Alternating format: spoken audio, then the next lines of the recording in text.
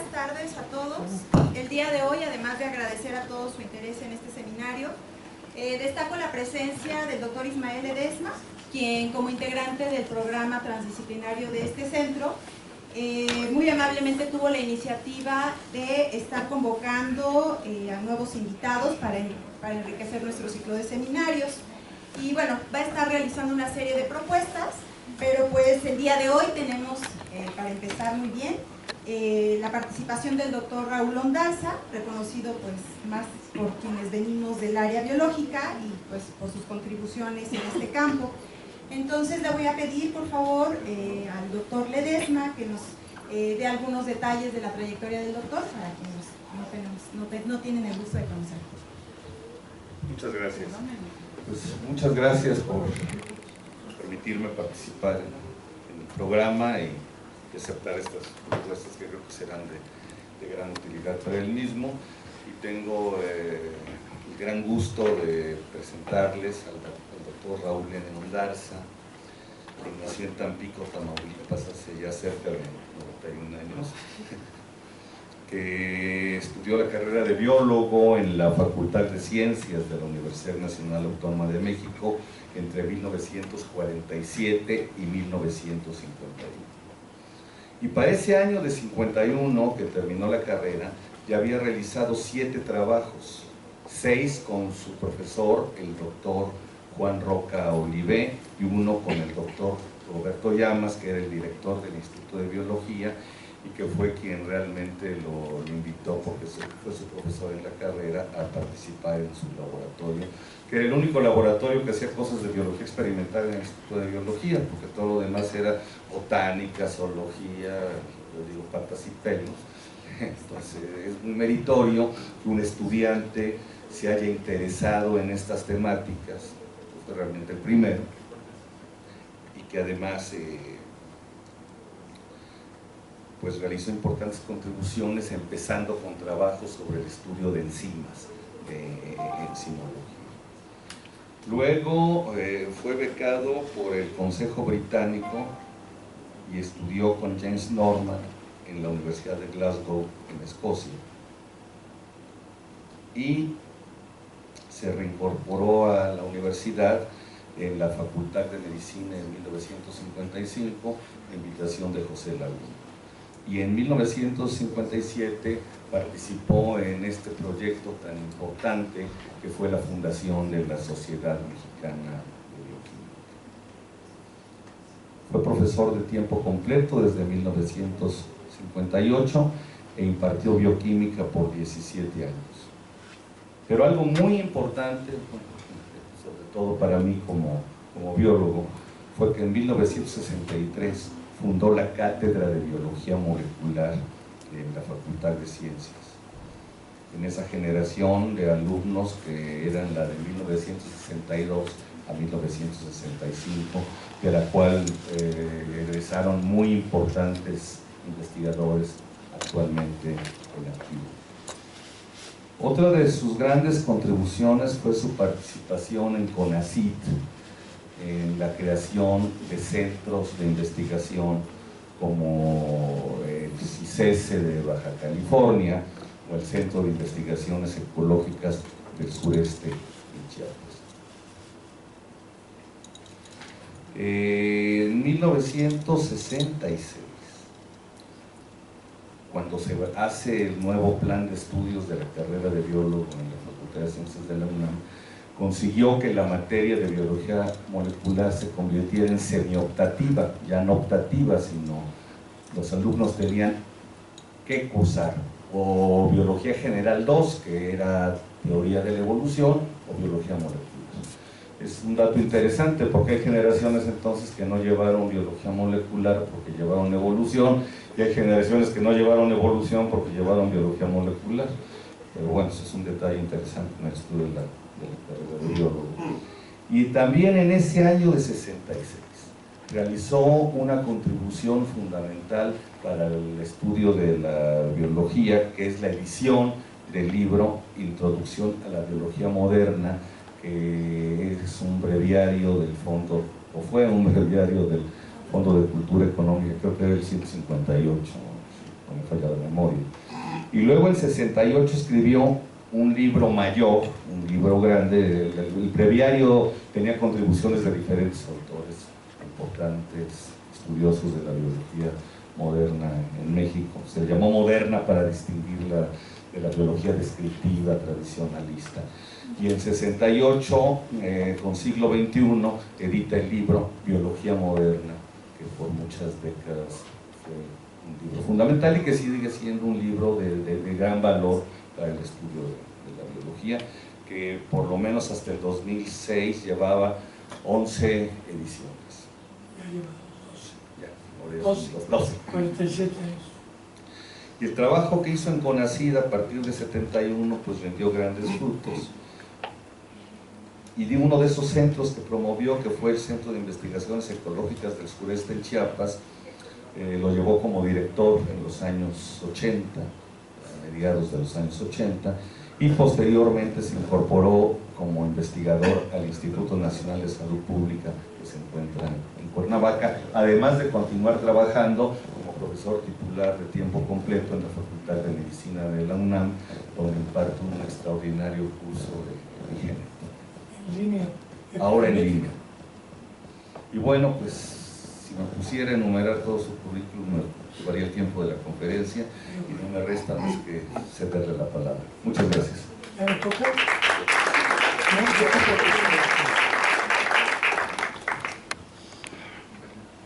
Ay, ay, ay.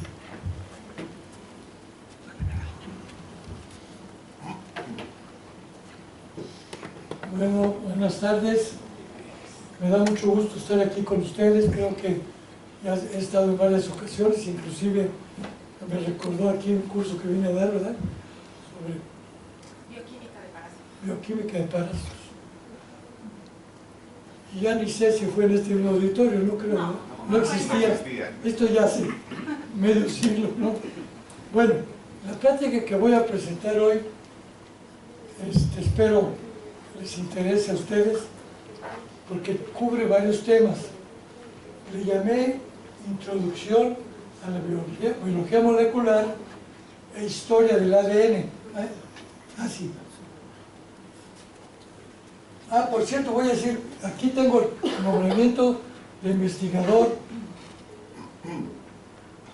en el centro de Cuernavaca, pero este año me pidieron ya que renunciar. Y nomás me van a nombrar investigador honorario, sin sueldo, porque ahora con López Obrador ya se pueden tener 2 chambas. Pero no importa. Tengo alumnos que formé allá y me siguen ayudando. ¿A qué sigue? Es la derecha, ¿verdad? Sí, por favor. La primera pregunta, ¿qué es la biología molecular?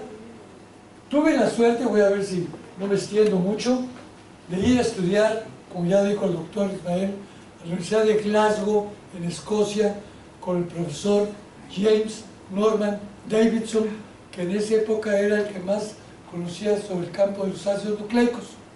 La otra suerte que tuve cuando estaba yo en Escocia es que tuve un amigo antropólogo, Santiago Genovés, que nos fuimos juntos, becados por el Consejo Británico, a Europa, él a Cambridge y yo a Glasgow. Son como 800 kilómetros de distancia. Pero entonces Santiago Genovés, desde Cambridge, me escribía unas cartitas, creo que existían unos correogramas, una cartita azul. Raúl, aquí en Cambridge están 2 tipos que dicen que acaban de descubrir el secreto de la vida, Watson y Crick.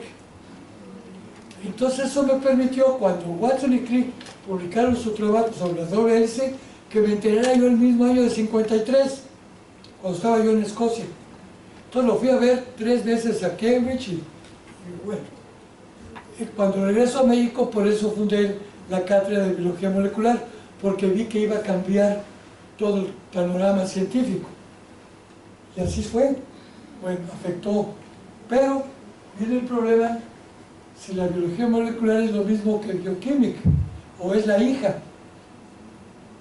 Cuando le presenté la idea de hacer un libro, la introducción a la biología molecular en el siglo XXI, editores, no, Fondo de Cultura, creo que era Orfila, el director, me dijo, oiga Raúl, pero eso de moderna, pues a los 3 años ya no es moderna, va a tener que estar haciendo nuevas ediciones. Sí, le digo, pero si le pongo molecular se van a asustar y ni leen el libro. Bueno, el caso es que el libro que dijo, ya lleva 47 años, 2 ediciones en toda América. O sea, pues creo que sí pegó el nombre, ¿no? Ahora, vamos a ver qué es la biología molecular. Según Crick, es un término ambiguo que se emplea en 2 formas. La primera en un sentido muy general, que puede ser entender algún problema biológico a nivel molecular. Ah, caray, me equivoqué. Ay, pues siempre me pasa lo mismo, que está muy chiquito. La segunda forma es más clásica. Se refiere a moléculas biológicas de elevado peso molecular, ácidos nucleicos y proteínas. La simplicidad y la universalidad de los mecanismos básicos que operan en biología han permitido el avance espectacular de la biología molecular, sobre todo en el sentido clásico del término. Porque por ahí tengo críticas que hay muchos que dicen que son biólogos moleculares porque usan técnicas. No, que trabajan en temas que descubren cosas a nivel molecular, ¿no? Bueno, pues soy un poco latoso, crítico. Esto es muy interesante. El origen de la biología molecular tiene su origen en 13 escuelas. Aquí están 3 de los personajes. La estructural y tridimensional de los británicos. Cristalografía. Otra vez, ya me equivoqué. Ahí está. ¿Sí es lo mismo, verdad? No, ya estamos en otro lado. A la izquierda. Ahí está. Es que toma. Ahí está. Es que está muy chiquito esto y no le alcanzo. O mis dedos están muy grandes. Bueno. La cristalografía por rayos X de la hemoglobina por Perutz. La mioglobina por Kendrew. Y la hélice alfa de las proteínas por Pauling. Los 3 premios Nobel. La otra es la otra escuela, la genética unidimensional por el grupo de los fagos, que son Max Delbruck, Hershey y Luria. Por cierto, Luria fue profesor de Watson. A este hombre lo conocí yo en La Joya, no, en el MIT, ¿cómo se llama? En el MIT, a Delbruck, pero todavía no le daban el premio Nobel, de la Escuela de los Fagos. Otra vez se pasó. La escuela, no lo he dicho, ¿verdad? ¿Ya lo dije? Ahora por último, la escuela francesa, el uso de la genética microbiana. Hay mucha historia. François Jacob,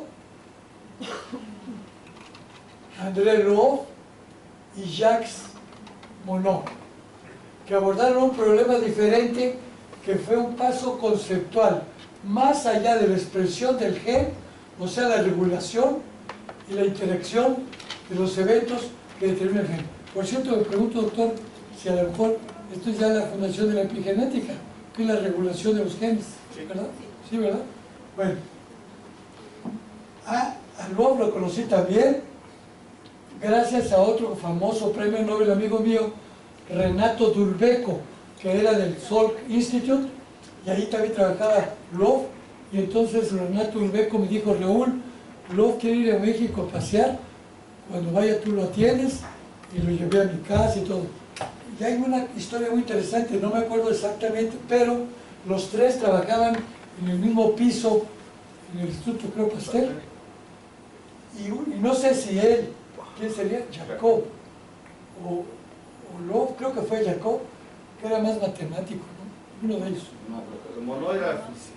¿Físico? Y Jacob había estudiado medicina, pero se tituló del equivalente a biólogo. Ajá. Y el jefe era Lvoff. Porque el caso es que dicen que viene una cosa interesante. Se reunían los tres a la hora del café o del té, no sé. Y ahí se platicaba qué estaban investigando. Y entonces uno de ellos, no sé si fue este, se enteró de lo que estaba investigando Lvoff y Monod, y fue cuando descubrió la hipótesis del operón. Y gracias a la conversación de café. Bueno, muy interesante. Todo esto lo digo porque creo que si muchos de ustedes se van a dedicar a la investigación, vienen cosas muy interesantes, cómo hay que saber asociar ideas y captar conceptos y todo, para poder descubrir algo, no nomás estar como el carpintero, ¿verdad? Clavando clavos. Bueno, otra. Ahora, el descubrimiento científico se puede clasificar en 3 categorías. También me ha tomado mucho tiempo encontrar la información, pero por serendipia, el hallazgo al azar requiere de una mente preparada. Por ejemplo, el descubrimiento de la penicilina y la lisozima por Fleming. La lisozima, como ustedes saben, está en las lágrimas. Y Fleming estaba en el microscopio y le cayó una lágrima y vio que ya no crecían ahí las bacterias. Entonces ya descubrió la enzima lisozima. Pero ahora van a ver el descubrimiento de la penicilina, que también fue como por accidente, pero como decía Pasteur, solo una mente preparada descubre algo, porque 100 pueden ver lo mismo y no descubren nada. Entonces, vamos a ver a Fleming. Ay, me pasé, ¿verdad? Fue premio Nobel en 45. Primero, en 21, descubrió en tejidos y secreciones nasales una sustancia importante bacteriolítica, a la cual le llamó lisozima. Más tarde, en 28, cuando trabajaba con el virus de la influenza, observó que un moho que se desarrolló accidentalmente en una caja de cultivo de estafilococos había creado un área circular libre de bacterias. Al continuar con nuevos experimentos halló que el cultivo del moho impedía el crecimiento de los estafilococos, aun si se diluía hasta 800 veces. A esta sustancia le llamó penicilina. Ah, caray. La leyenda cuenta que ahora que es la SER, que pone Alexander Fleming, por aquel entonces profesor de bacteriología de St. Mary's Hospital de Londres, descubrió la penicilina al volver a su laboratorio tras un mes de vacaciones y encontrar sus cultivos de la bacteria Staphylococcus aureus atacados por el hongo que luego sería catalogado como Penicillium notatum. Fleming notó con sorpresa que en los rincones de los recipientes donde crecían los hongos, las bacterias brillaban por su ausencia. No es cuestión de restarle mérito a Fleming, pero no fue el primero en darse cuenta de que donde abundaban los hongos escaseaban las bacterias. Fíjense, desde 1871 el cirujano inglés Joseph Lister notó que el moho que crece sobre los quesos y las frutas debilita el desarrollo de los microbios. Y Lister no fue el único. Otros como William Roberts, Louis Pasteur, Jules François Joubert, André Grazia y Sarah Taft también tomaron nota de esta relación mucho antes que Fleming.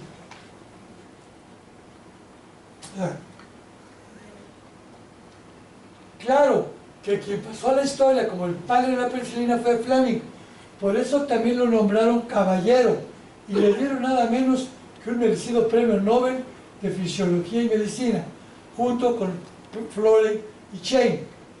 Pero ¿por qué este hijo de un granjero nacido en Ayrshire, Escocia, fue quien dio el puntapié inicial al desarrollo de uno de los descubrimientos más relevantes del siglo XX, sencillamente porque Fleming estaba buscando una cura para las infecciones y no otra cosa. Por eso no habría de dejar pasar ese golpe de suerte. O sea, él ya traía en la mente encontrar un compuesto que curara. Para 1928, año en que habría de encontrarse con su material de trabajo cubierto de moho, Fleming llevaba un buen rato buscando una cura para las infecciones que por aquel entonces eran mortales en la mayoría de los casos. Claro que poco faltó para que el descubrimiento de la penicilina se pospusiera quién sabe por cuánto tiempo. Cuenta la leyenda que cuando Fleming retornó a su laboratorio después de un mes de vacaciones y vio sus cápsulas de Petri llenas de moho, no tuvo mejor idea que ponerse a limpiarlas. Pero dicen que un miembro de su laboratorio ese día de visita fue quien tomó los hoy famosos cultivos de Staphylococcus aureus que aún no habían sido limpiados y se los mostró a Fleming, quien observó cómo el moho, fíjense, cuánta coincidencia, ¿no? Acto seguido, se abocó a la tarea de aislar el compuesto que habría de llamar penicilina, pero 31 Fleming abandonó temporalmente el estudio.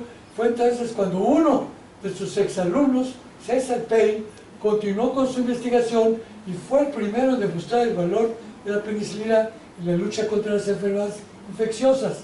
Lamentablemente, el exalumno de Fleming no publicó ni divulgó los resultados de su trabajo, pues lo desalentaba el haber utilizado un extracto crudo de penicilina sin mayor preparación. El único que continuó sus investigaciones fue un profesor de patología recién llegado de Sheffield en 32. Era un australiano llamado Howard Florey, que en un par de décadas más tarde ganaría el premio Nobel.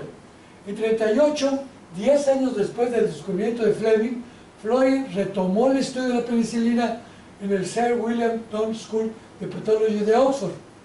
A diferencia de Fleming, que llevó su trabajo en un modesto laboratorio, Florey contaba con uno bien equipado y un grupo de investigadores. Uno era Ernest B. Chain, bioquímico de origen judío que había logrado escapar de la Alemania nazi.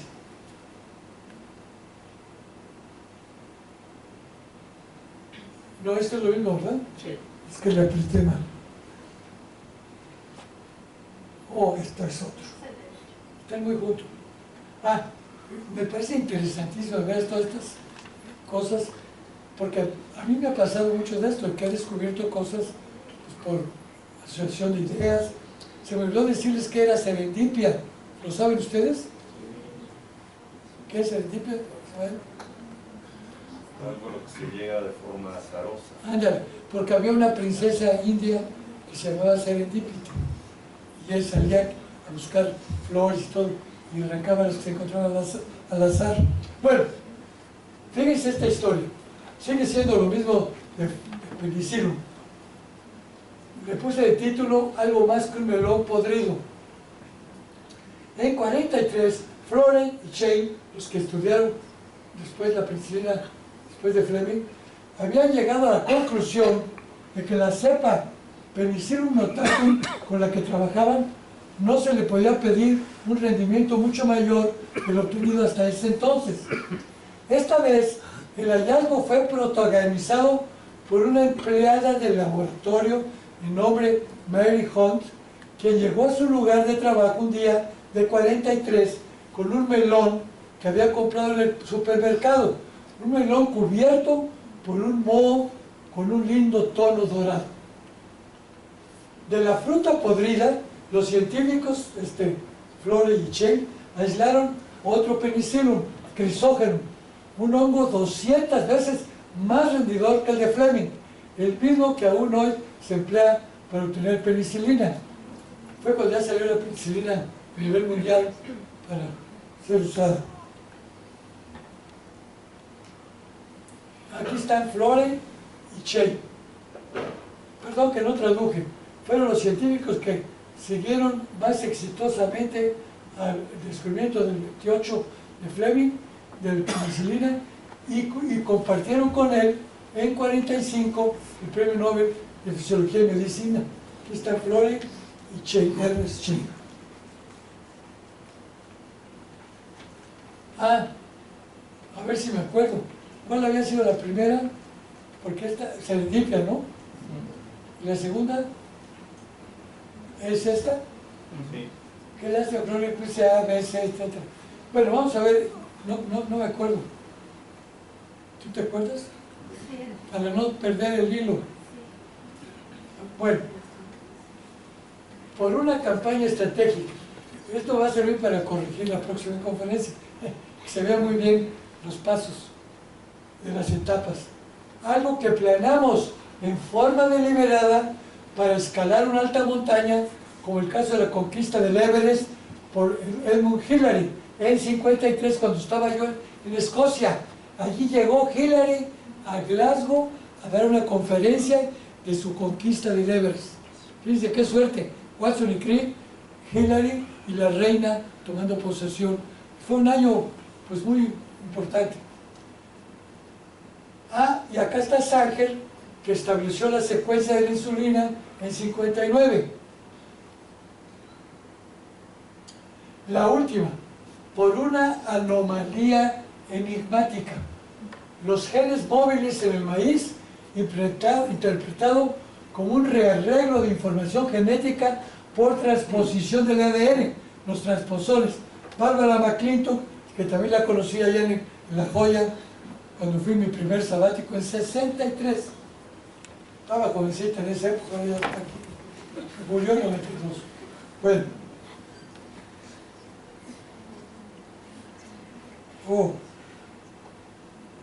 Ahora pasamos a otro tema.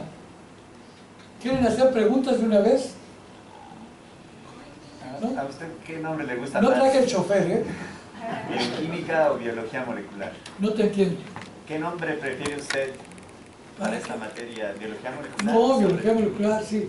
Sí, porque como dijimos aquí, la definición de Crick es ácidos nucleicos y proteínas, especialmente. Y la biología es todo, ¿no? Mucho más amplio, ¿no? También, te digo, también me interesa la biología, por supuesto, todos los temas, muchos. Pero lo que me he dedicado es más a escribir 2 libros sobre biología molecular. Sí, bueno, muy interesante. Entonces, ahora vamos a pasar a otro tema. ¿Qué es descubrimiento, invención y creación?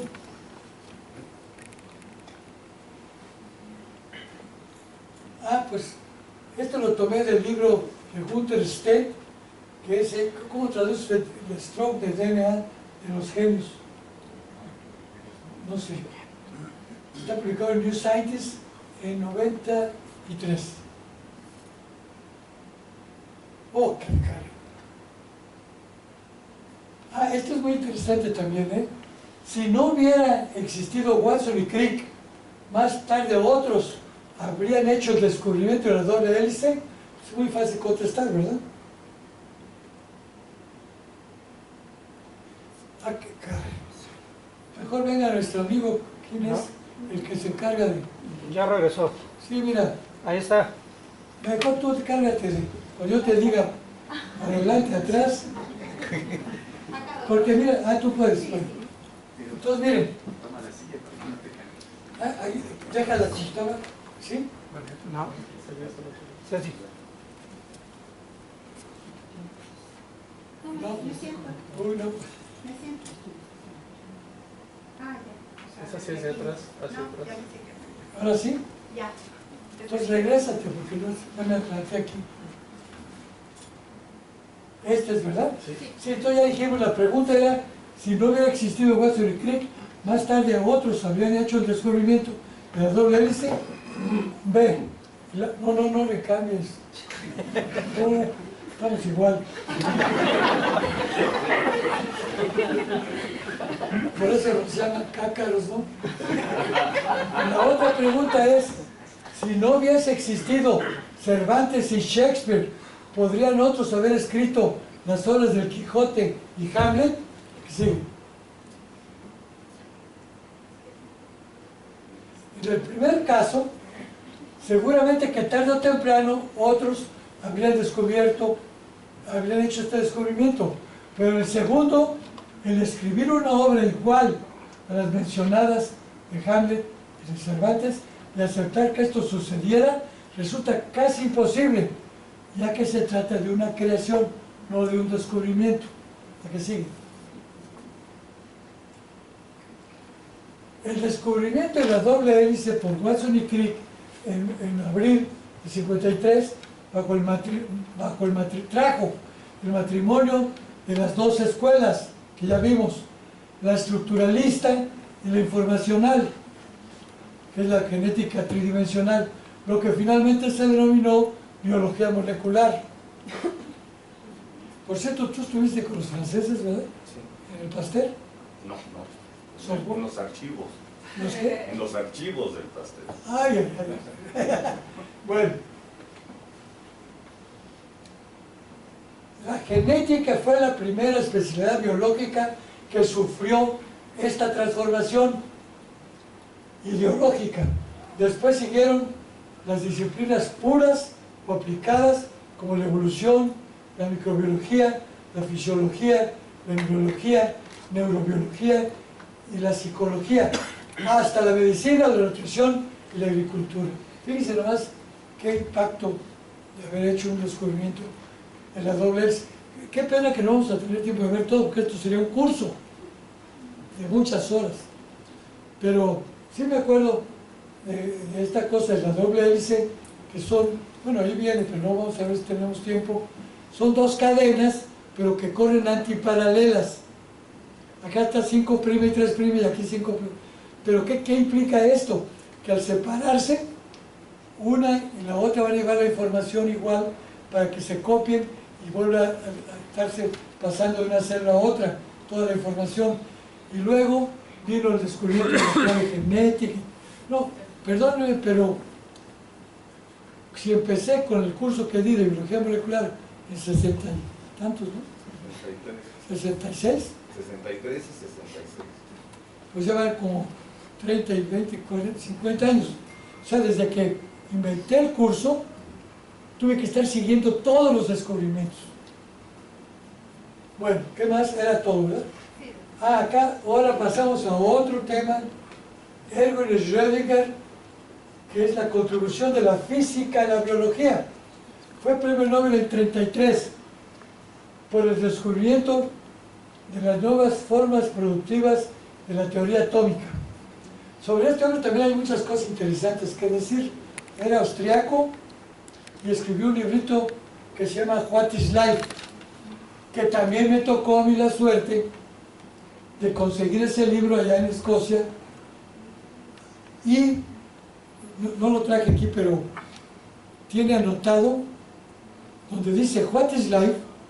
Resulta que yo iba atravesando de Copenhague de regreso a Escocia por el Mar del Norte y nos agarró una tormenta que el barco se hacía para allá y para acá, y ya todos los mandaron a amarrar a sus,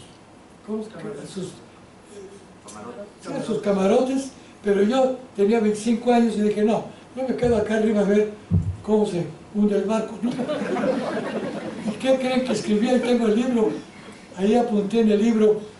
Yo pensaba que iba a saber qué es What is Life, creo que voy a aprender What is Death.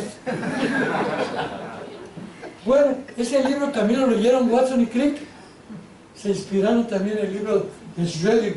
La que sigue. Vale la pena detenernos por un tiempo sobre un gran personaje que contribuyó de forma radical al nacimiento de la biología molecular, el físico Erwin Schrödinger, que en 43 dio una serie de conferencias en el Trinity College en Dublín, donde asistieron 400 personas que nunca abandonaron el curso. Él dio ese curso allá en Dublín. Estas conferencias fueron publicadas por la Cambridge University Press 44 con un pequeño libro que lleva el título de ¿Qué es la vida? Este libro de menos de 100 páginas está escrito con mucha claridad, contiene apenas unas 5 referencias y 10 ecuaciones del principio al final.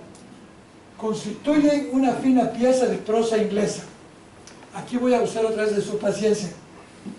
Yo fui director 7 años en Chiapas de un centro que yo fundé, Centro de Investigaciones Ecológicas del Sureste. Y San Cristóbal está por allá arriba, a la misma altura que la Ciudad de México, y la correspondencia tarda un mes en llegar, porque primero llega a México y luego de aquí a México a Tuxtla y luego de Tuxtla. Bueno, y yo era el director, estaba yo en la casa con mi señora, que es americana, muy crítica, muy inteligente.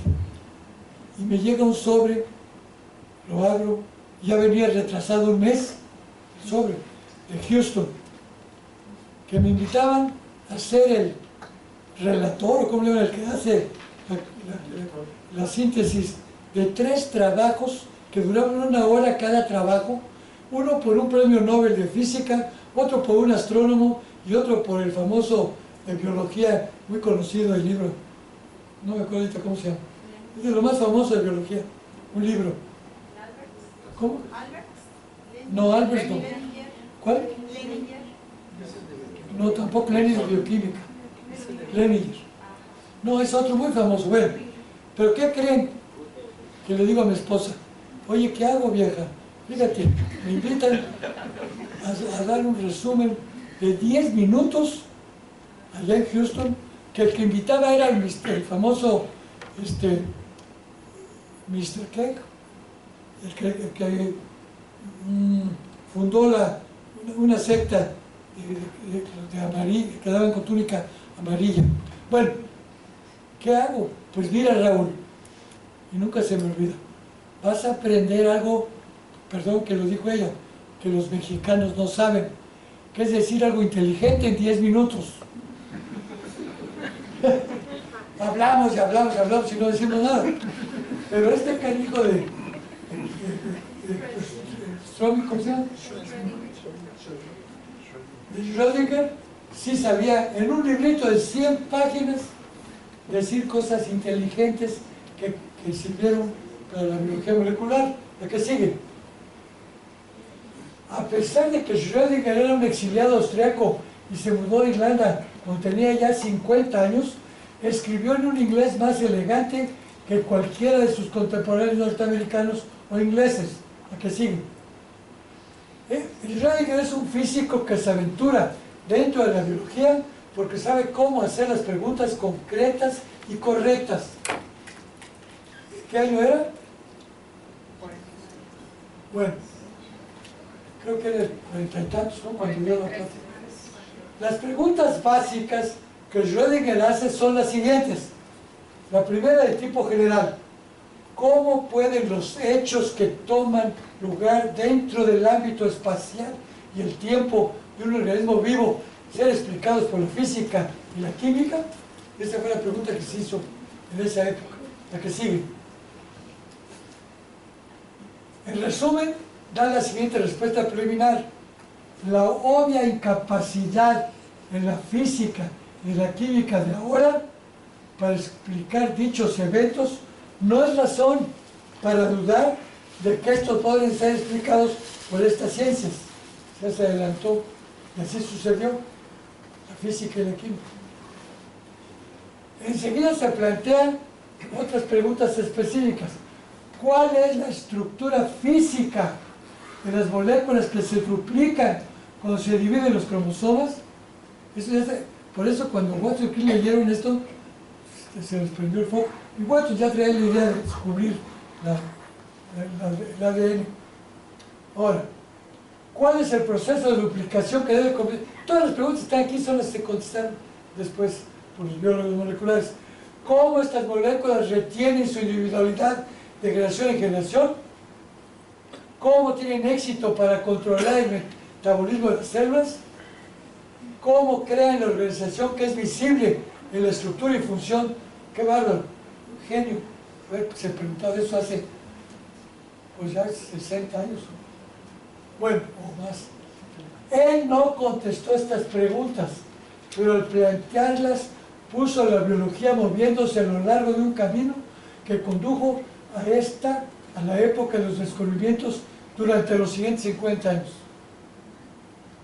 ¿Sigue? ¿Qué son? descubrimiento de la doble hélice y la clave tríadas. Sí. El análisis preciso y la síntesis completa de los genes. La medición cuantitativa de la divergencia evolutiva de las especies. Porque se puede medir, ¿verdad?, de acuerdo a los cambios. Tengo un amigo que abrió ese campo, se llama Russell Little.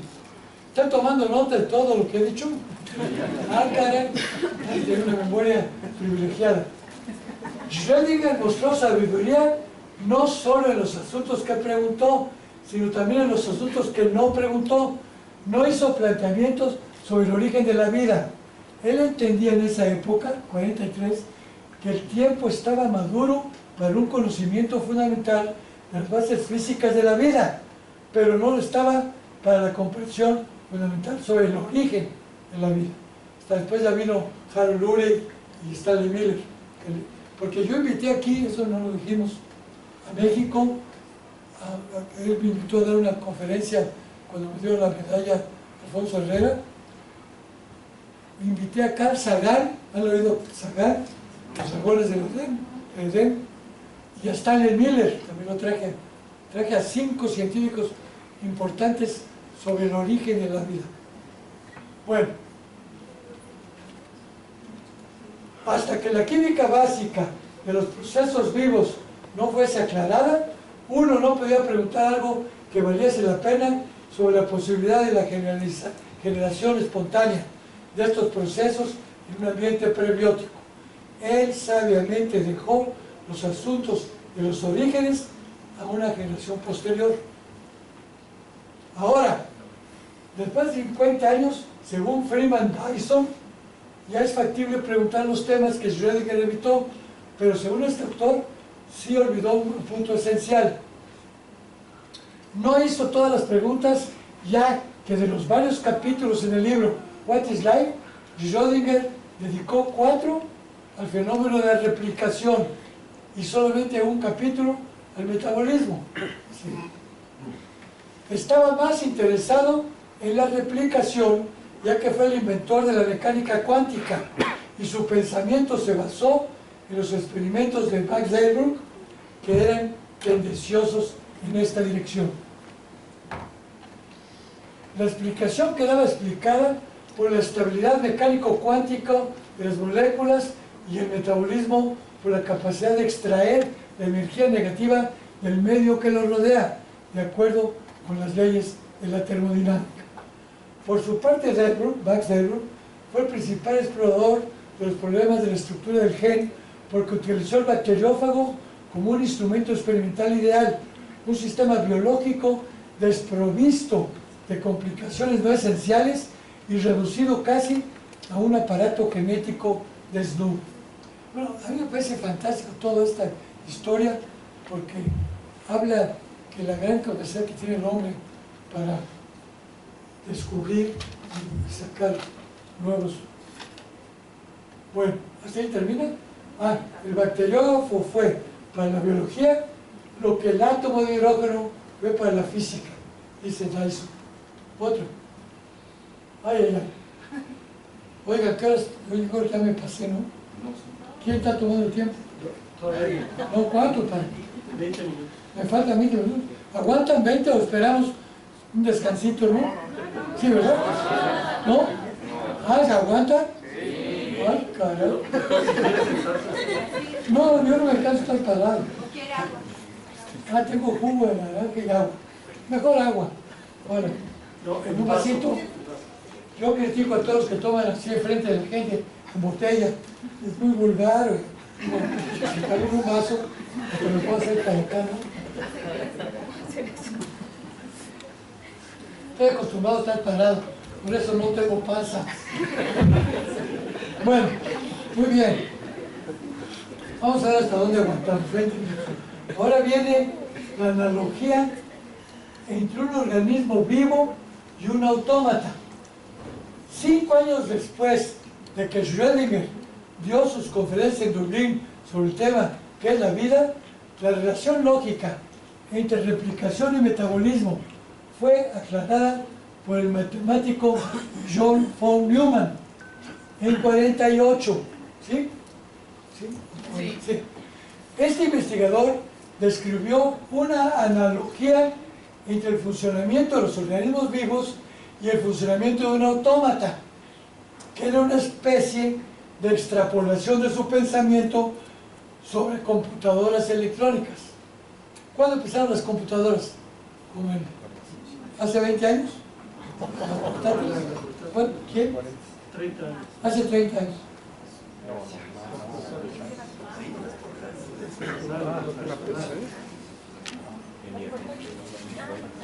El autómata de von Neumann tenía dos componentes esenciales que más tarde, cuando estas ideas fueron aceptadas por la industria de las computadoras, recibieron el nombre de hardware y software. El hardware procesa la información, el software lleva la información. ¿Estoy correcto? Estos dos componentes tienen sus análogos exactos en las células vivas. La proteína es el hardware y el ácido nucleico es el software. Sí. La proteína es el componente esencial para el metabolismo. El ácido nucleico, componente esencial para la replicación. Sí. Von Neumann describió con precisión, en términos abstractos, la conexión lógica entre los componentes. Para un autómata que se autorreproduce completamente, ambos componentes son esenciales. Sin embargo, existe un sentido importante en el cual el hardware viene lógicamente antes del software. Un autómata compuesto de hardware sin software puede existir y mantener su propio metabolismo. Puede vivir independientemente tanto tiempo como encuentre alimento para nutrirse o números para procesar. Ah, es abajo, ¿verdad? ¿No lo vimos ya? Ay. ¿Dónde me quedé? En el autómata compuesto. Ahora falta el de abajo. Sí. Por el contrario, un autómata compuesto de software sin hardware, no, ya lo habíamos dicho.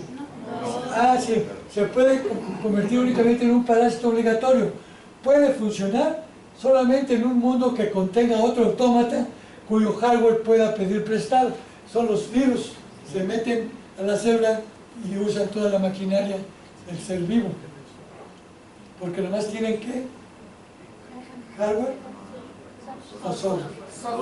Los virus no tienen Hardware. ¿no tienen qué? Hardware. Bueno,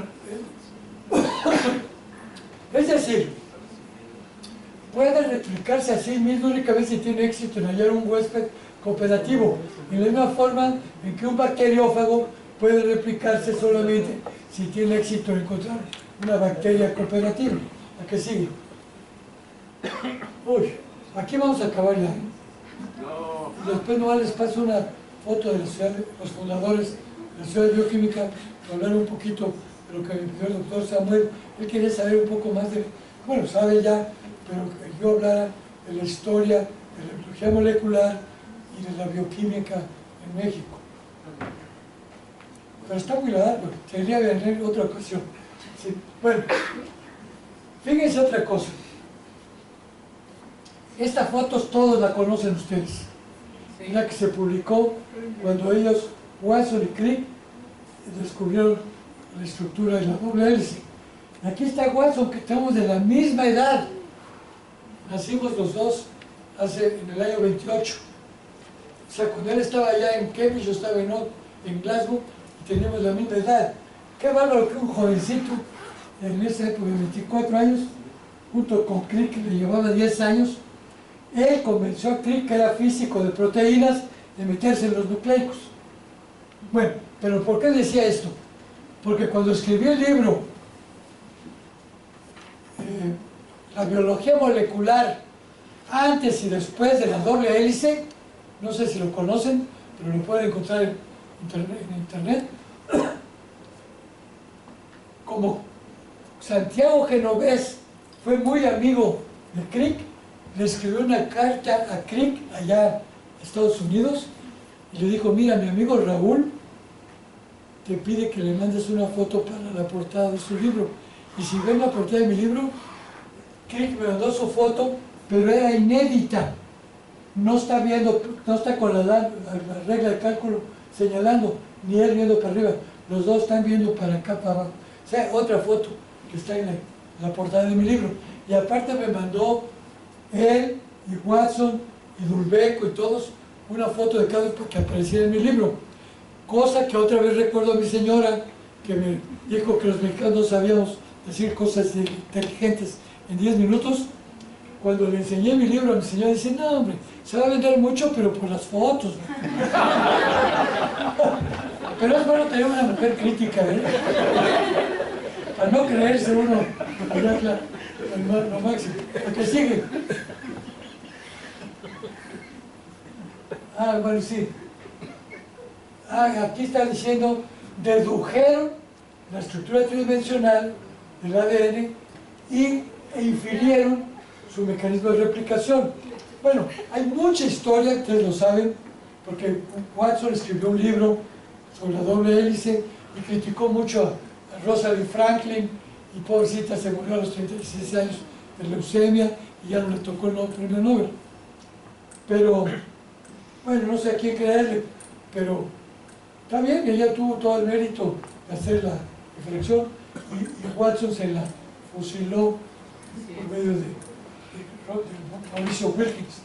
Pero de todas maneras ellos ya traían la idea, porque primero se equivocaron. Fíjense, hasta los genios se equivocan.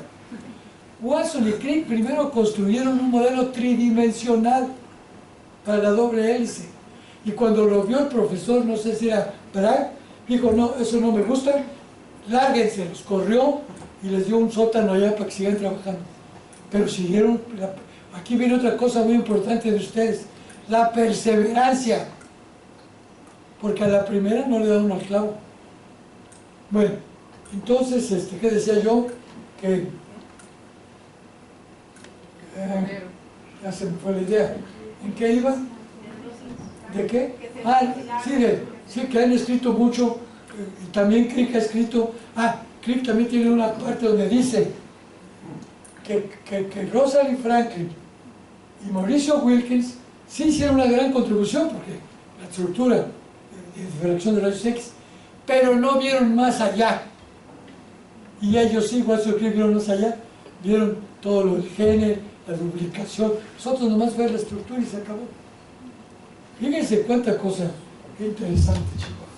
Bueno, aquí está Mauricio Wilkins, también le dio el premio Nobel, y aquí está Rosalind Franklin, que ya no le tocó, pero hubiera habido un problema si está viva. ¿A quién le van a dar el premio Nobel? Nomás se da a 3, y una Watson y Crick, y una de 2, o a ella, o a Mauricio. ¿Qué sigue? Es lo que ella encontró. Porque ella sabía mucho de reflexión de rayos X. Lo que sigue.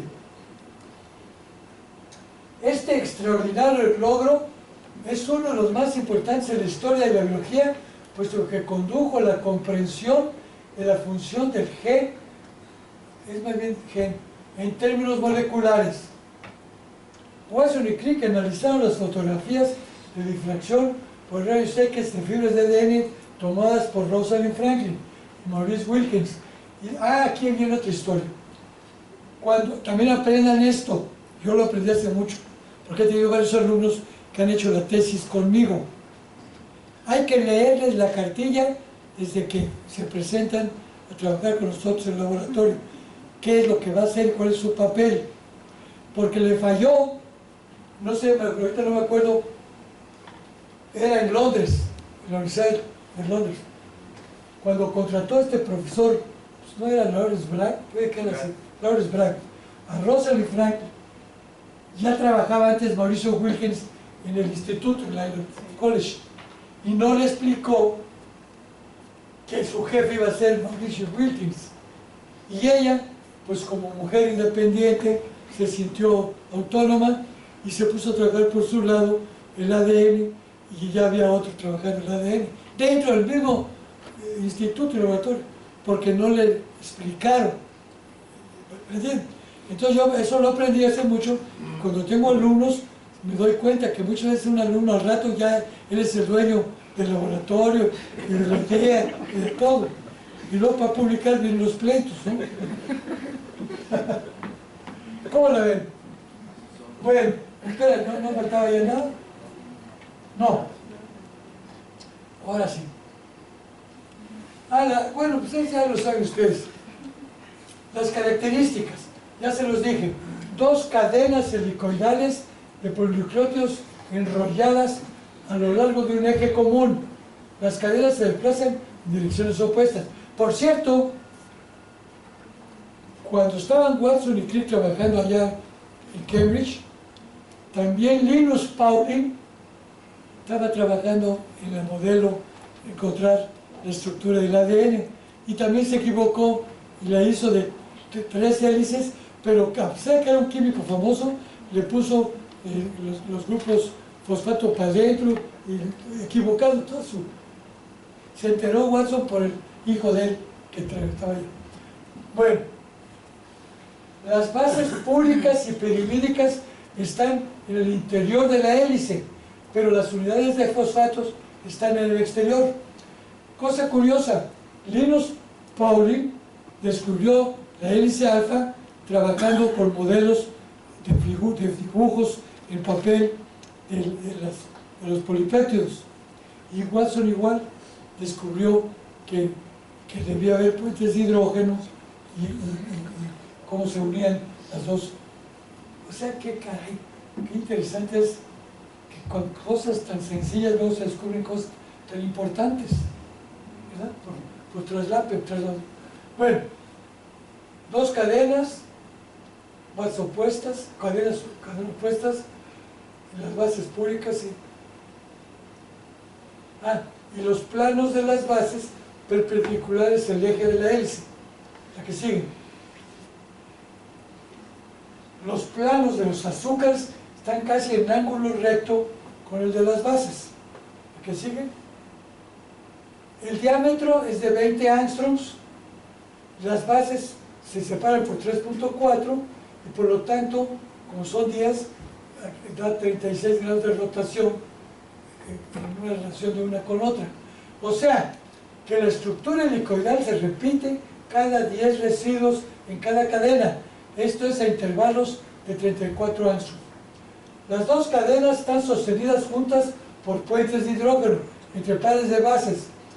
Eso es como lo descubrió Watson, cuando vio los dibujos que se podían formar 2 puentes entre adenina y timina y 3 entre guanina y citosina. La secuencia de las bases determina la información genética. La imagen doble hélice es prácticamente icónica en nuestra cultura y puede representarse de 3 maneras. ¿Esta cómo le llamaríamos? Unidimensional, tridimensional y molecular, ¿no? ¿Estoy bien?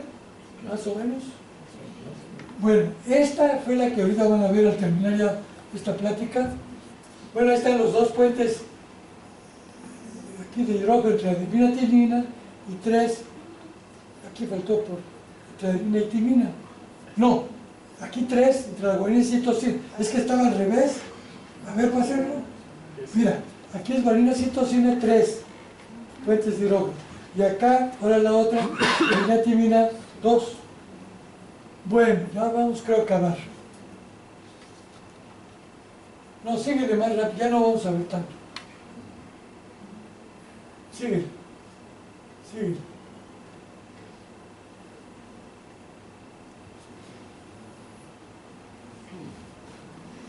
También tiene que ver la cantidad de agua. Porque no se descubrió la otra forma, parte de la B, A, B, la Z, por otro investigador. Bueno. Esto es, espérate. Para mí es muy interesante esto porque tiene la doble hélice 2 surcos, uno mayor y otro menor. Y creo que es en este donde se asocian las histonas. Y de ahí viene la epigenética. Porque si una histona está metida aquí, formando asociación con él, estos genes no se van a poder leer. Y entonces, si ustedes toman mi curso de epigenética, van a aprender las bases de la epigenética, que son enzimas que acetilan, desacetilan, metilan, desmetilan el ADN a las histonas, y todos los genes se están encendiendo y apagando. Todos nosotros que estamos aquí somos productos de que se encendieron bien los genes cuando estábamos adentro del vientre materno. Porque si nuestra mamá comió mal o nuestras abuelas, nos fregaron, porque vamos a nacer con problemas de esquizofrenia o de Parkinson. Fíjense, todo eso se está descubriendo ahorita. Es lo que doy en el curso de epigenética. La última, creo. El debut. A ver, síguele. Sí. Bueno, esto nomás habla de lo siguiente. Que los descubrimientos del pasado se ven engrandecidos cuando se analizan en retrospectiva, especialmente las celebraciones de jubileo de la reina y la doble hélice en 53. Los registros históricos revelan una respuesta muda por la comunidad científica. Pues es lo que nos pasa a todos. Haces un descubrimiento y no te lo reconocen. Hasta que te mueres tal vez te lo reconocen. Ya no te enteraste.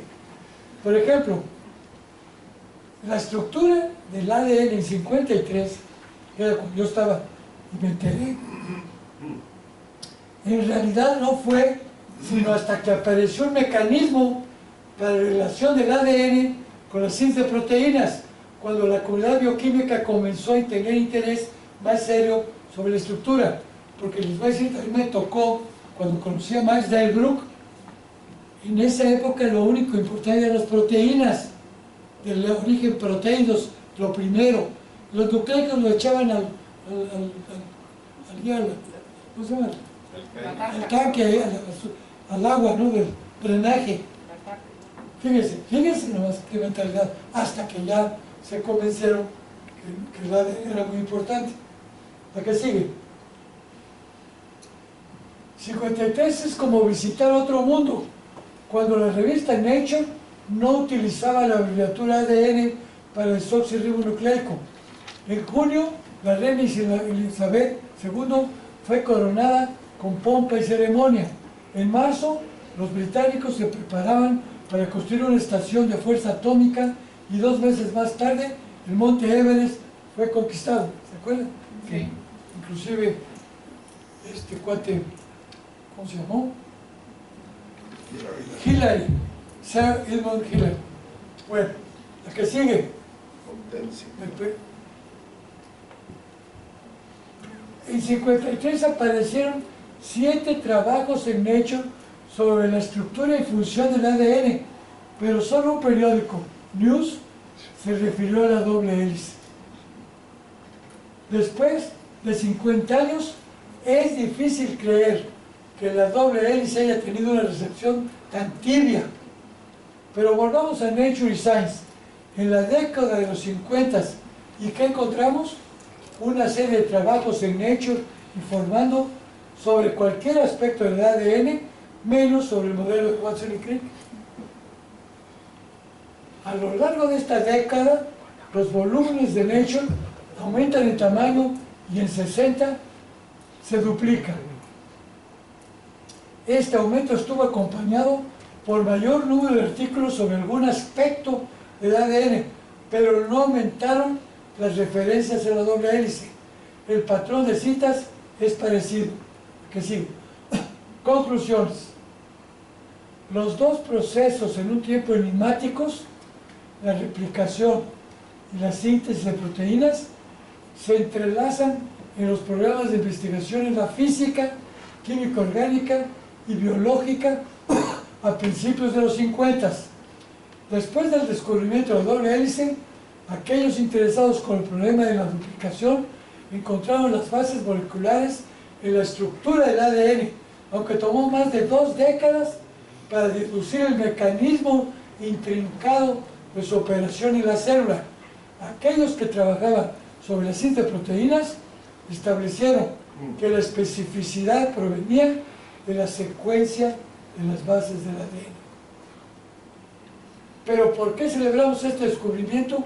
¿Por qué no celebrar las bodas de oro a la solución dada por Max Perutz al problema de la estructura de las proteínas? Fíjense, desde el 53 ya Max Perutz había empezado con la estructura de la insulina, sin la cual el descubrimiento subsecuente de la estructura de la mioglobina y hemoglobina no hubieran sido posibles. ¿Y qué tal para el año 2005, en que se celebra el jubileo sobre la determinación de la secuencia de aminoácidos de una proteína por Sanger? Indudablemente, la doble hélice tiene un valor extraordinariamente emblemático que ha contribuido significativamente a su visibilidad pública, algo que no ha sido logrado por ninguna de las estructuras proteínicas. ¿A qué sigue? Existe un grado de notoriedad unido a la forma de su descubrimiento y a las personalidades involucradas que le han dado sabor a la historia, ampliamente divulgada por el relato de James Watson de Double Helix, que publicó en 68, y por la reciente biografía aclaratoria de Brenda Maddox sobre Rosalind Franklin. Las celebraciones de plata y de oro del ascenso al trono de la reina vienen y se van. Las estaciones de fuerza nuclear ya no se construyen en el Reino Unido, y montañista tras montañista han ascendido al Everest sin la fanfarria de los informes de prensa. Por cierto, ahora muchos jóvenes les está dando por ir al ascenso al Kilimanjaro. Entonces, tengo un nieto que ya acabo de regresar, y se van 20, 30 estudiantes, no sé dónde sacan tanto dinero, para ir hasta la India, imagínense, y pagar la subida. Pero el ADN está ahora, está todo el tiempo en las noticias, como un instrumento para estudiar la evolución, una prueba forense de un rapto, una fuente de información genética o un camino para diseñar medicamentos. Este es el modelo que escribió la esposa de Crick. Aquí van del famoso río Cam, de Cambridge, y ella era dibujante y hizo ese modelo. A ver qué más, creo que ya acabé. Ahí está. ¿Qué mejor emblema o mascota existe para la biología nuclear que la doble hélice con su representación elegante y sobria en el artículo original dibujado por la pluma de Odile Crick, la esposa de Francis Crick, de hace 50 años? Gracias, jóvenes.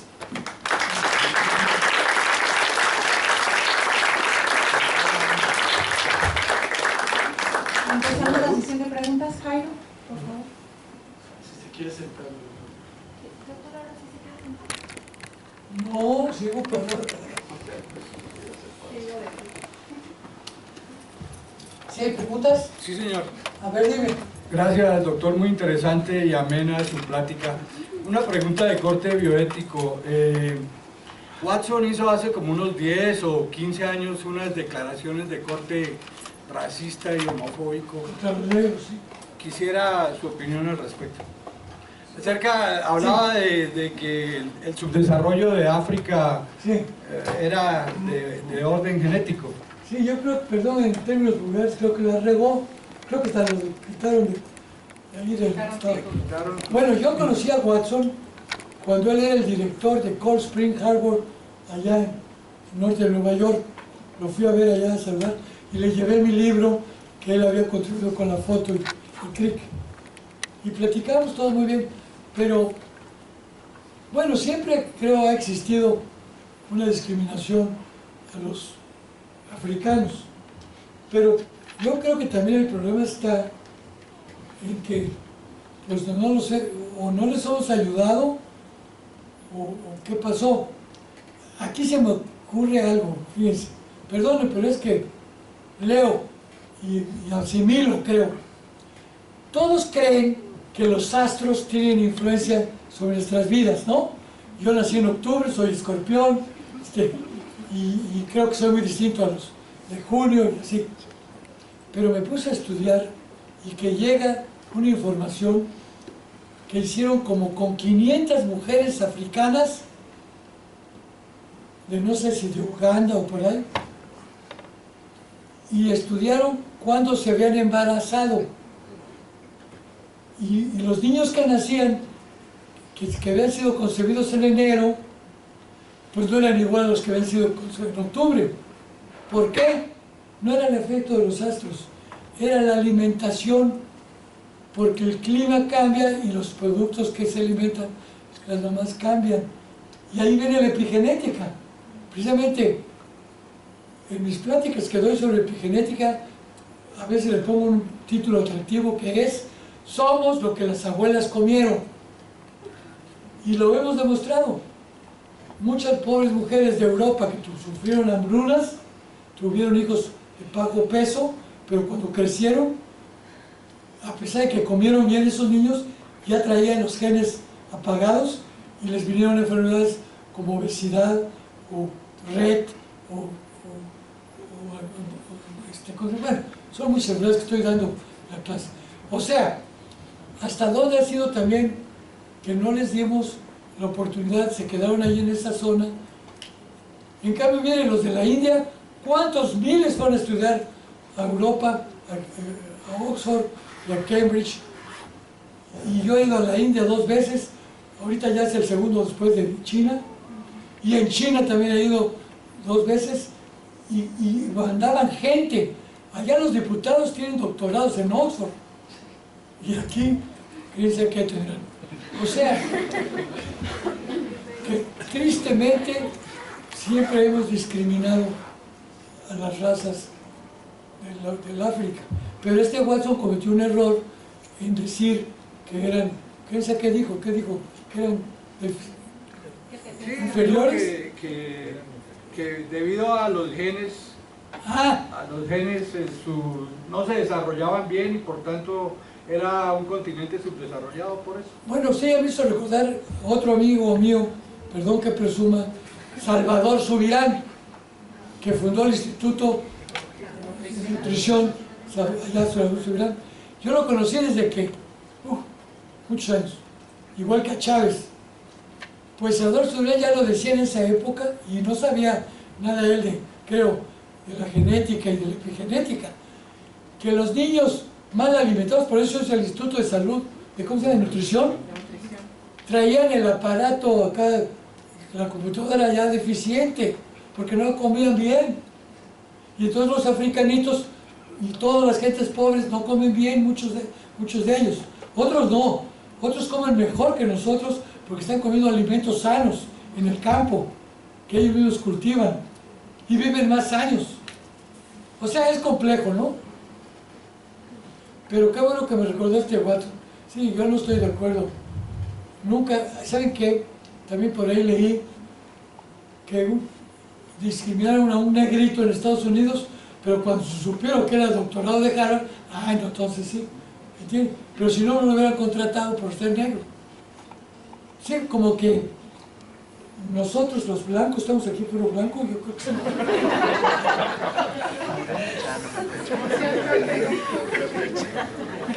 ¿Saben qué? Uy, chala, están haciendo acordar de muchas cosas. Cuando era estudiante en la prepa, tuve un compañero negro y nos llevábamos muy bien y él bailaba fantástico, el cuate era bueno para bailar, pero cuando me daba la mano toda llena de sudor, y por eso no me gustaban los negros, porque pues, no les podía uno dar la mano, no sé,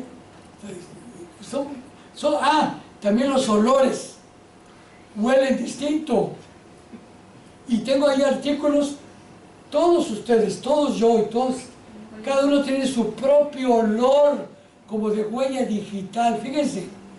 Y ahorita están haciendo estudios que si un criminal entró a ese cuarto, por el olor que dejó, van a saber, como huella digital, que ahí estuvo. Fíjense,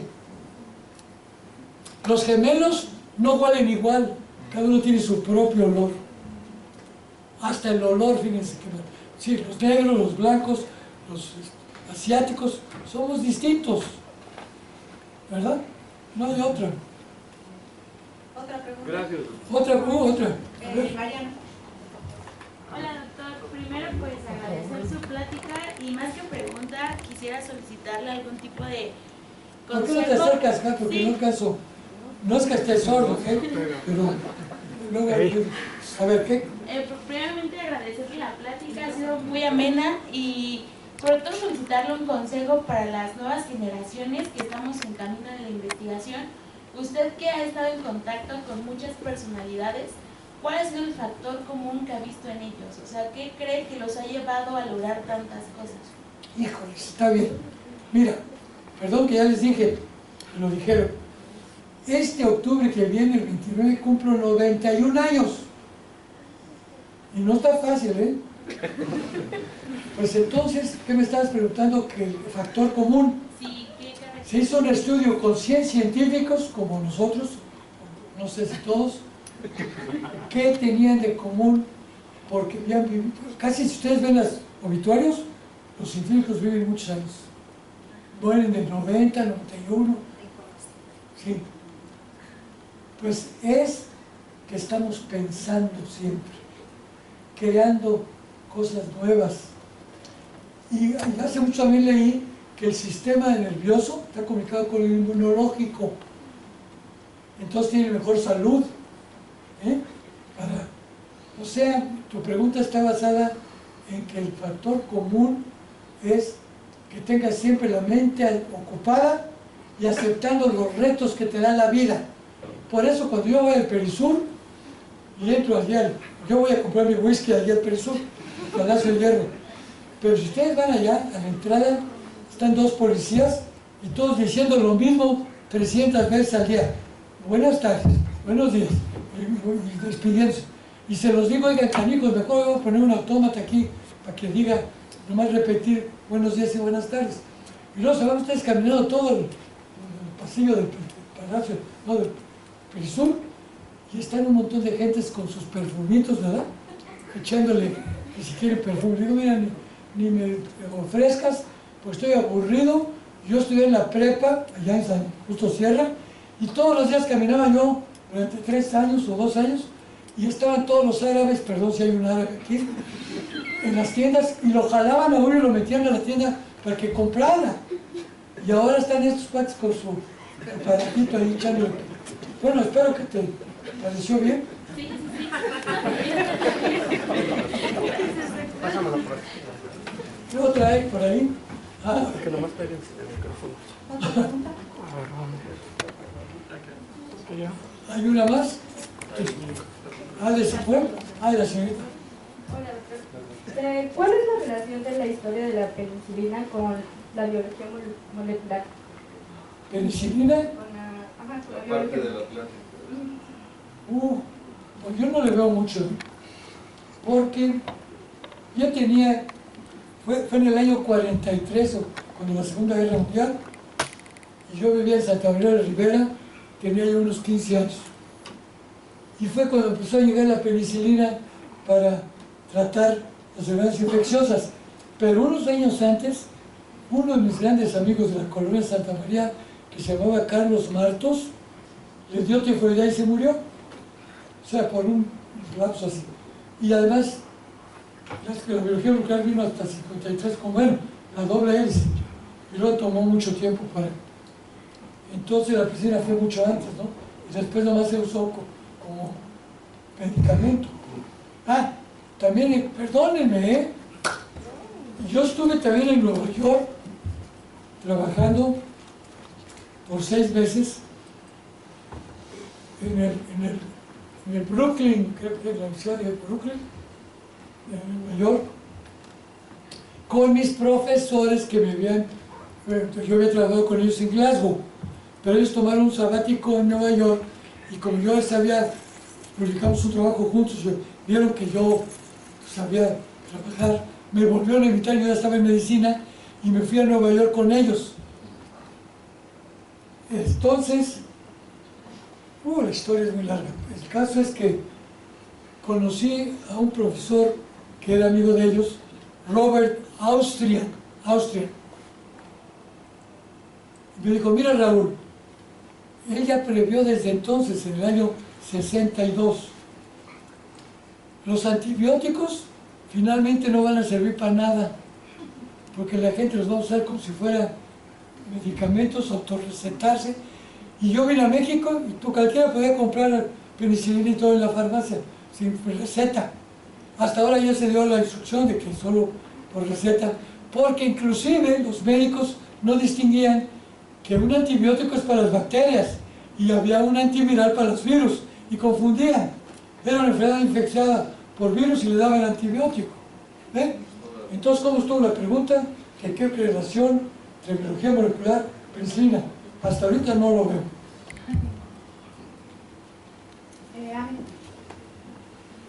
Ay, qué bien, ¿no? Diga. Pensando en los retos que la sociedad afronta actualmente, sobre todo con el cambio climático, pobreza, la disponibilidad de alimentos, la contaminación de agua, el aire, me parece que la epigenética tiene un papel muy importante. Quisiera conocer su visión acerca de los principales impactos que esta ciencia ha tenido para la sociedad. Digo, el contar con insulina, antibióticos, pues sin duda ha sido de gran impacto, pero ¿qué viene y cómo podemos articular esos proyectos multidisciplinarios llevados a la política pública, que al final un campo tan importante como la epigenética pueda pues reducir esas brechas? Bueno, mira, para empezar, no creo que te voy a poder contestar todas tus preguntas, pero da la casualidad que hace 2 días me llegó un correo de un biólogo, doctor en biología de la Facultad de Ciencias de la UNAM, que quiere venirme a ver para ese tema que estás poniendo tú de la relación de la epigenética con el ambiente. Y aquí, perdón, sigo siendo crítico, porque yo, cuando escribí mi primer libro de biología moderna, me lo revisó por 1 año, capítulo tras capítulo, Arrigo Cohen Anitua, que era experto en lenguaje, que estudió 3 preparatorias, era mi amigo, y me enseñó muchos términos que los científicos están equivocados. Dicen medio ambiente, no, ambiente, la Secretaría del Medio Ambiente, debería ser la Secretaría del Buen Ambiente. Bueno, entonces, esa es una. Luego, lo que estás diciendo también es muy importante, porque ya les mencioné que somos lo que nuestras abuelas comieron, pero luego apareció un artículo de allá de Londres que descubrieron que no nomás las abuelas, hasta las bisabuelas. Pero ahí está lo interesante, esas bisabuelas no fue por alimentación, sino porque estuvieron expuestas a un ambiente contaminado de compuestos químicos que respiraban, y entonces la abuela se nació mal, la hija y nosotros. O sea, está bien, pero no te lo puedo contar todo porque apenas voy a hablar con este muchacho para ver. Lo primero que le voy a decir es que tome el curso conmigo, que se flete a ver si pasa el examen, porque ni yo no paso el examen, está muy difícil hacer mapas conceptuales y asociación. Pero ahora estamos enseñando mejor a valorar a los alumnos, que si de veras entendieron lo que les expliqué. Por ejemplo, ustedes podrían hacer un examen, háganme un mapa conceptual de lo que he dicho. No está fácil. Bueno, es todo. ¿Ya no hay más? Otra. Doctor Miguel. Una muy sencilla. Usted fundó 5 centros CONACYT, pero es profesor de la UNAM. ¿Cuál considera usted que es la aportación más importante de estos centros CONACYT, que generalmente tienen solamente programas de investigación y posgrado, con respecto a la estructura de una universidad? Bueno, mira, en primer lugar, son 5 centros, no sé si sepan cuáles son. En Ensenada se llama CICESE, Centro de Investigación Científica de Educación Superior. El de La Paz, que originalmente se llamó Centro de Investigaciones Biológicas de La Paz. Y luego le cambian, cada vez que viene otro gobierno, cambian nombres y todo. Luego viene el de Saltillo, ese no le han cambiado. SICA, Centro de Investigación en Química Aplicada. El de Chiapas, Centro de Investigaciones Ecológicas del Sureste, que también viene otro cuatito, ¿cómo se llamó? El famoso, sí, el que veníamos platicando en el coche, Fausto Alzati, le cambió el nombre para poder poner a un director que no era científico, que era, perdón, era mi psicólogo. Bueno, y luego, o sea, 5 centros, No sé si ya los dije los 5. ¿Falta uno? El de Yucatán. El de Yucatán. Ah, es que no, te voy a decir por qué. Porque los primeros 4 centros los fundé cuando Echeverría, con varios directores, Méndez Ocurro, El Mundo, Gerardo Bueno, y luego cambiaron a los 6 años, viene, ¿cómo se llama? Flores. El Mundo Flores. No, pero sí, El Mundo Flores lo puso el presidente López Portillo. Y entonces viene El Mundo Flores, yo ya había estado 6 años, y me ratifica en el CONACYT, cosa que es muy difícil, porque casi me corren a todos. Pero él me ratificó. Y un día fue él con el presidente López Portillo a Yucatán, y allá los enequeneros le plantearon sus problemas.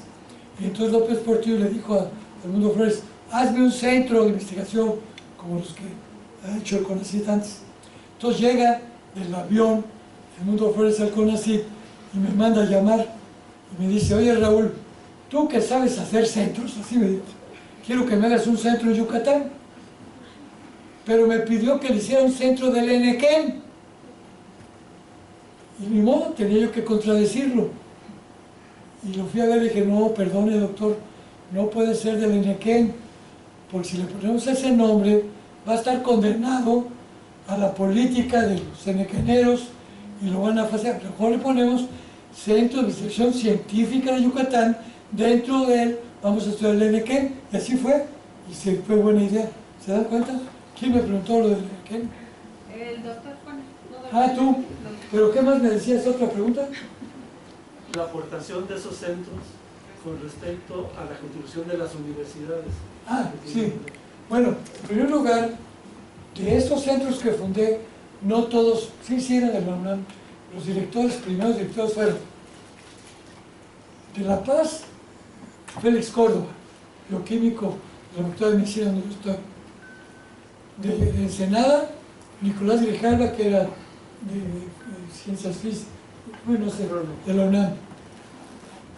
De Saltillo, Pedro Campos, que era químico de la Facultad de Ciencias Químicas. Luego, de allá de Yucatán, primero fue, a ver si me acuerdo, ¿quién era el nombre? Es que luego hay nombres que se duplican. Bueno, otro, Cuate, que era de la UNAM también de ecología. Herrera, no era Herrera. Pero todos eran, pues como yo era de la UNAM, y la UNAM estaba apoyando Soberón y todo, yo escogía a los científicos que eran más ad hoc y que quisieran irse, porque pónganse a pensar en eso. Si ahorita me dicen, usted no te quieres ir a la India, a quién sabe dónde, pues caray, es de mucho riesgo. Entonces sacarlo del DF, todos estamos centralizados. Por eso fue muy buena idea que tuve de que no todos tuvieran el DF, hay que ponerlo en toda la República y con la oportunidad de que colabore, que haya más conexión. Y creo que fue muy buena idea. Espero que contesté. Doctor, Tú ¿la dime. foto de las sociedades de los fundadores? Ah, eso, la foto. Sí, perdón, qué bueno que me recordaste. Miren, no traje más que 7 ejemplares de este librito, se llama Semblanzas. Tal vez se lo pueden después ir pasando para que con el tiempo que lo lean, pero lo escribí cuando cumplió, a ver cuántos años, échale, del 57 al 97, 45, 40.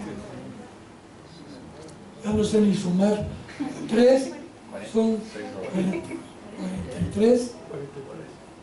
Bueno, entonces estaba yo en una comida con los fundadores de la Sociedad Mexicana de Bioquímica.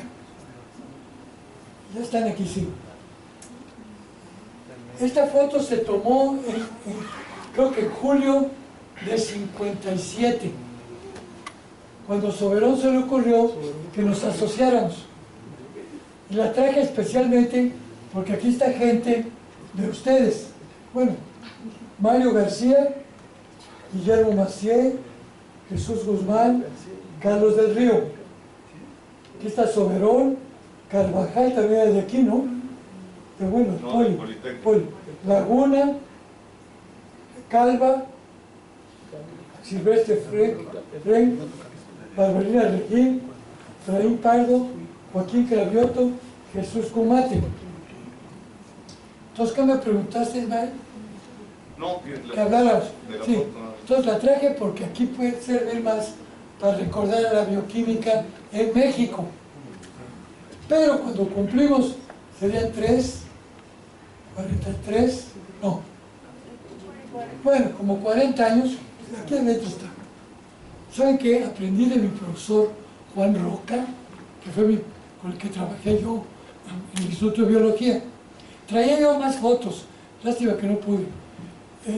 Roca era catalán y fue el que de los pocos profesores que empezaron a enseñar bioquímica en México, en la Facultad de Medicina y aquí en el Poli, Juan Roca Oliver. Les voy a contar otra anécdota, porque estoy lleno de anécdotas. Yo tenía 18 años y el doctor Roberto Llamas, que era el director del Instituto de Biología que está allí en Chapultepec, ahora ya le cambiaron el nombre, ya es otro, un poeta. Era profesor de bioquímica en la Facultad de Ciencias en el primer año. Y cuando yo tenía 18 años, tomé el curso de bioquímica con él y me vio tan interesado en la materia que me dijo: oiga, Raúl, ¿por qué no se viene a trabajar conmigo a Chapultepec? Yo no sabía que era el director. Le pregunté a mis amiguitos: oiga, pues este cuate me pregunta, me pide que me vaya a trabajar con él. Bueno, pues llego a Chapultepec y me presenta con el jefe del departamento, que era Juan Roca Oliver. Todo esto lo digo para que vean qué importante es esto de tener imaginación y muchas otras cosas. Por ejemplo, tristemente, el doctor Roca tenía su coche y en esa época no existía lo que ahora, que le cambian el aceite, pero no en una poza, no, una fosa, sino mete uno el coche y luego se baja, y el pobrecito abre la puerta y se baja y se va a la fosa y se rompe el brazo. Entonces ya no puede ir a trabajar durante 3 meses. Y yo, recién llegado, y de 18 años, al Instituto de Biología, con el doctor Juan Roca, y no tengo jefe, no hay nadie ahí, más que el mozo Jesús. Un día entra el director que me había invitado a trabajar, y me ve ahí sentado. ¿Qué está haciendo, Narza? Pues nada, que no está. Pues así me, perdón, así me lo hizo y me gritó: pues póngase a hacer algo. Ah, caray, pues que me cae el 20.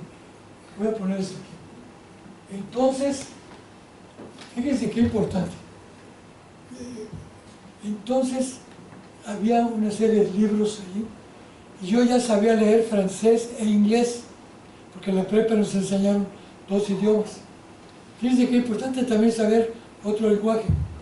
Y voy encontrando el Journal of Serial Chemistry de Canadá.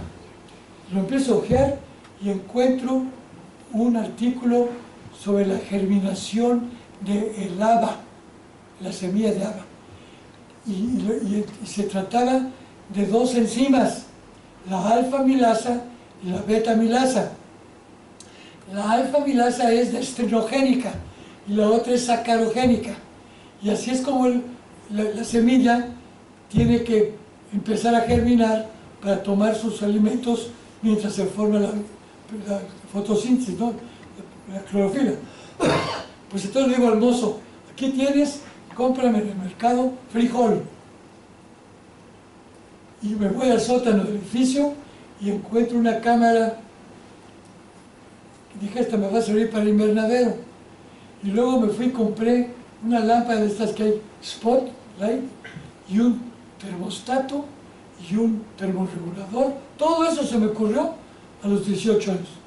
Y puse a germinar mis semillas de frijol, como las había aprendido yo, lo que leí del haba. Y luego hacer los extractos, y tuve que ir a nutrición a leer más sobre cómo se preparaban los sustratos. Y bueno, ¿para qué les cuento? Pero gracias a ese entusiasmo, a ese gusto, cuando llega el doctor Roca después de 3 meses ya rehabilitado: a ver, Raúl, ¿qué ha hecho? y le enseño mi libreta. Ah, caray, pues aquí hay un trabajo, pues vamos a publicarlo. Entonces escribe el trabajo, pero pone Juan Roca y Raúl Ondarza. Y como yo soy muy escorpión, o no sé, no, yo tengo que ir en primer lugar y estoy en segundo. Entonces voy y me quejo con el director que me había invitado a trabajar. Oiga, pues aquí me están robando el trabajo, si yo lo pensé, lo hice todo, y ahora él se pone, mire Raúl, usted todavía es muy chavo, y apenas está empezando. Escribir un trabajo es muy distinto, y bueno, era en español, en inglés sería peor. El caso es que, piénselo, pues ¿qué creen? Todavía fui con mi mamá a preguntarle, oye, ¿qué hago? Que me están poniendo seguro. Ay, hijito, calma, síguete. Pues me aguanté un año, publiqué los 6 trabajos que dijo aquí, y otro con llamas. Pues gracias a eso, tengo en la universidad más de 70 años de antigüedad, por no haber renunciado, por el detalle que no me ponían en primer lugar. Fíjense cuánta cosa tan importante que yo les quiero enseñar a los jóvenes, que cuiden su trabajo, no estén picando de aquí y allá, porque no van a crear ninguna antigüedad. O sea, yo ahorita no me voy a jubilar, voy a seguir trabajando y tengo para demostrarles que no estoy de vago, estoy trabajando, publicando. Bueno, entonces terminamos con los bioquímicos. Miren,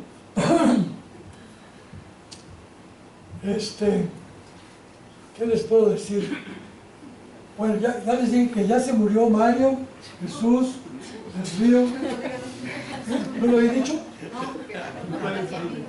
¿Que mejor qué? Nos diga quién vive. ¡Ah! Que el Soberón, aunque anda en silla de ruedas, pero todavía está bien. Ya murió, así no que murió. Soberón está vivo. Su servidor, que soy el más joven de todos. Cuando entré tenía yo, no sé, 30 años. Laguna, que ya murió, perdón, ¿por qué? Frank todavía está vivo. Este es muy interesante, Silvestre Frank. Tiene un hijo que fue secretario de Salud y director del Instituto de Salud de Cuernavaca. Tiene otro hijo que trabajó con Stephen Hawking, miembro del Royal Society, o sea, Julio. Y este Julio, cuando yo fui a la inauguración del microscopio milimétrico de Puebla, ahí estaba.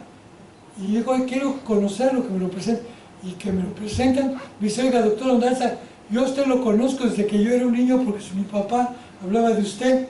Fíjate, qué bonito detalle. Pero, algo voy a decir de quién, de Frank. ¿Se acuerdan que les acabo de decir que yo tuve de suerte de que Arrigo Cohen me enseñara muchos términos que estaban incorrectos?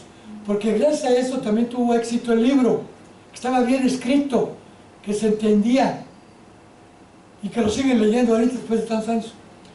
El caso es que me dice Silvestre Frank, todos usan el término